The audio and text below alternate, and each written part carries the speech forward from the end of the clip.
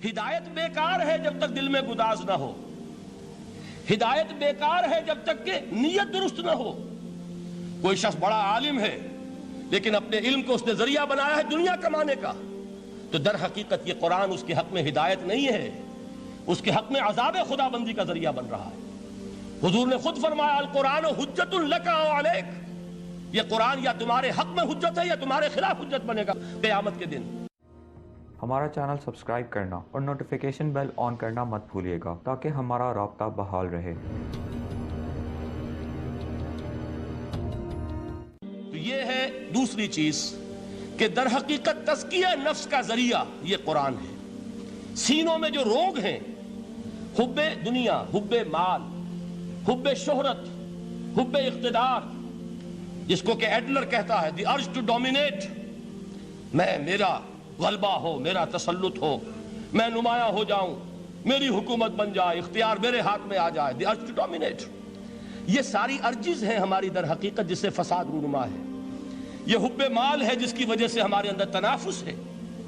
الہاکم التکاثر حتی زرتم المقابر، یہ کثرت اور بہتات کی طلب تمہیں غافل کیے رکھتی ہے یہاں تک کہ قبروں تک جا پہنچتے ہو۔ آنکھ انسان کی کھل نہیں پاتی، جس کے پاس 10 نسلوں کے لیے کھانے کو موجود ہے، اس کی بھی حرص جو ہے اور مزید کا لالچ جو ہے وہ ختم نہیں ہوتا۔ یہ چیزیں ہیں اصل روگ، ان دلوں کے روگوں کا اور سینوں کے اندر کے ان امراض کا علاج قرآن ہے۔ یا ایھا الناس قد جاءتکم موعظۃ من ربکم وشفاء لما فی الصدور۔ اب جب یہ دو چیزیں ہو جائیں گی، اب تیسرا لفظ ہے ہدن۔ ہدایت بیکار ہے جب تک دل میں گداز نہ ہو، ہدایت بیکار ہے جب تک کہ نیت درست نہ ہو۔ کوئی شخص بڑا عالم ہے لیکن اپنے علم کو اس نے ذریعہ بنایا ہے دنیا کمانے کا، تو در حقیقت یہ قرآن اس کے حق میں ہدایت نہیں ہے، اس کے حق میں عذاب خدا بندی کا ذریعہ بن رہا ہے۔ حضور نے خود فرمایا القرآن حجت لک او علیک، یہ قرآن یا تمہارے حق میں حجت ہے یا تمہارے خلاف حجت بنے گا قیامت کے دن۔ اس لیے کہ ایک شخص اس کو دنیا کمانے کا ذریعہ بنا رہا ہے، ایک شخص اس کو شہرت کے حصول کا ذریعہ بنا رہا ہے، ایک شخص علم کو ذریعہ بنا رہا ہے دنیا میں نمایاں ہونے کا، اپنی تعریف کا۔ حضور نے فرمایا کہ قیامت کے دن سب سے پہلے 3 افراد کا معاملہ پیش ہوگا عدالت خداوندی میں۔ ایک وہ جو بڑا عالم سمجھا جاتا تھا، اس سے بڑا علم پھیلا۔ دوسرا وہ جو بہت صاحب ثروت تھا، اس نے بہت خیرات کے کاموں میں پیسہ لگایا۔ تیسرا وہ جو دنیا میں شہید سمجھا جاتا تھا کہ اللہ کی راہ میں جنگ کرتے ہوئے جان دے دی۔ اللہ ان تینوں سے جو اس کو نعمتیں دی تھی ان کا ذکر کر کے پوچھے گا کہ میں نے تمہیں یہ دیا، تمہیں یہ دیا، تمہیں یہ دیا، تم کیا کر کے لائے؟ وہ شہید کہے گا کہ اللہ میں نے تیری راہ میں جنگ کی اور اپنی جان دے دی تاکہ تو راضی ہو جائے۔ اللہ فرمائے گا کذبت، تو نے جھوٹ بولا، انک قد قاتلت لان یقال جریء، تو نے تو یہ جنگ اس لیے کی تھی کہ کہا جائے کہ بڑا جری ہے، بڑا بہادر ہے۔ یہ لوگوں سے بہادری کے تمغے لینا تمہارا مقصود تھا۔ وقد قیل، وہ کہا جا چکا ہے، اب یہاں تمہارے لیے کچھ نہیں۔ اور فرشتوں کو حکم ہوگا اور وہ اوندے منہ اس کو گھسیٹتے ہوئے جہنم میں جھونک دیں گے۔ دنیا میں شہید سمجھا جا رہا ہے، آخرت میں جہنمی ہے۔ یہی حال اس عالم کا ہوگا، یہی حال اس دولت مند کا ہوگا۔ تم نے یہ علم پھیلایا تھا کہ تمہارے علم کا چرچا ہو جائے، تمہاری شہرت ہو جائے، لوگ تمہاری دست بوسی کرنے لگیں، لوگ تم سے جھک کر ملیں۔ وہ دنیا میں ہو گیا، تمہارا مطلوب مل چکا، تمہارا مقصود حاصل ہو چکا، اب یہاں کچھ نہیں۔ تو جان لیجئے کہ جب تک دلوں کے روگ درست نہ ہوں، علم بیکار ہے، ہدایت قطعاً غیر مفید ہے۔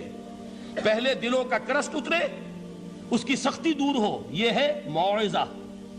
دلوں کے اندر سے حب جاہ، حب دنیا، حب مال نکلے، یہ ہے تزکیہ، شفاء لما فی الصدور۔ اب ہدایت خداوندی، اب راستہ آپ دیکھیں گے اور اس راستے پر چلیں گے۔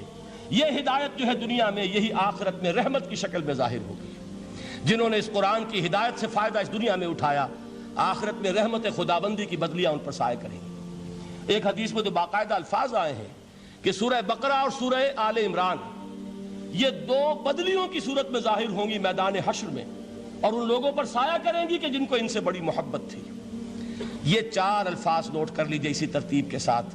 یا ایھا الناس قد جاءتکم موعظۃ من ربکم وشفاء لما فی الصدور وہدی ورحمۃ للمؤمنین قل بفضل اللہ وبرحمتہ۔ اے نبی کہہ دیجئے یہ اللہ کا بڑا فضل ہے، لوگوں سمجھو، اس کی بڑی رحمت کا ظہور ہوا ہے اس قرآن کی شکل میں۔ اس کی رحمت کا مظہر عدم قرآن ہے، اس کے فضل کا سب سے بڑا ثبوت قرآن ہے۔ فَبِذَالِكَ فَلْيَفْرَحُوا، اس پر انہیں خوشیاں منانی چاہیے۔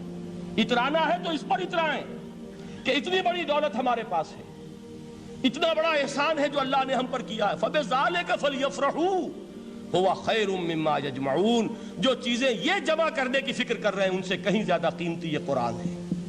کاش کہ یہ دو آیات ہی ہمارے قلب کے اوپر یہ کندہ ہو جائیں۔ پہلی بات میں نے عرض کی تھی، اس کا شعور ہر ایک کے لیے ممکن نہیں، اس کا باطن بیدار ہو چکا ہو۔ لو انزلنا هذا القرآن على جبل لرأيته خاشعا متصدعا من خشیۃ اللہ، جن کی ارواح بیدار ہو چکی ہوں وہ قرآن کی اس تاثیر کو محسوس کریں گے۔ لیکن یہ دوسری چیز ہے کہ جو ہمارے لیے پریگمیٹک